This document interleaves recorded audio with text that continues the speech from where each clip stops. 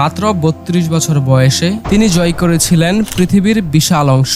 তার নাম শুনে কেঁপে উঠত রাজা বাদশারা। কিন্তু আশ্চর্যের বিষয় হলো, যে মানুষ হাজারো যুদ্ধ জিতেছিলেন তার মৃত্যুর কারণ আজও নিশ্চিতভাবে কেউ জানে না।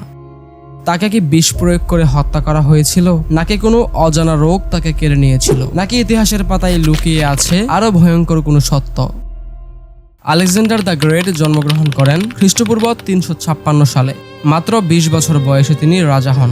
এরপর শুরু হয় এক অবিশ্বাস্য অভিযান। তিনি পরাজিত করেন বিশাল দারিয়াসের পারস্য সাম্রাজ্য, জয় করেন ইজিপ্ট, প্যারিস এবং ভারত পর্যন্ত বিস্তীর্ণ অঞ্চল। মাত্র এক দশকে তিনি গড়ে তোলেন ইতিহাসের অন্যতম বৃহৎ সাম্রাজ্য।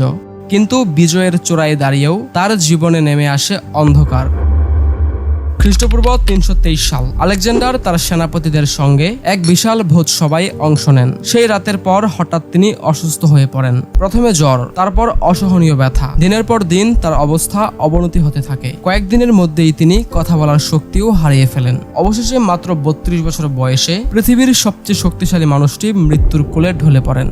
অনেক ইতিহাসবিদ মনে করেন তাকে বিষ প্রয়োগ করা হয়েছিল, কারণ তার মৃত্যুর পর সাম্রাজ্যের ক্ষমতা নিয়ে শুরু হয় ভয়ঙ্কর দ্বন্দ্ব। অনেকে বিশ্বাস করেন তার ঘনিষ্ঠ লোকেদের মধ্যেই কেউ তাকে হত্যা করেছিল। তবে একটি সমস্যা আছে, প্রাচীন যুগের অধিকাংশ বিষ এত ধীরে কাজ করত না। আলেকজান্ডার প্রায় ২ সপ্তাহ ধরে অসুস্থ ছিলেন, তাই এই তত্ত্ব আজও বিতর্কিত।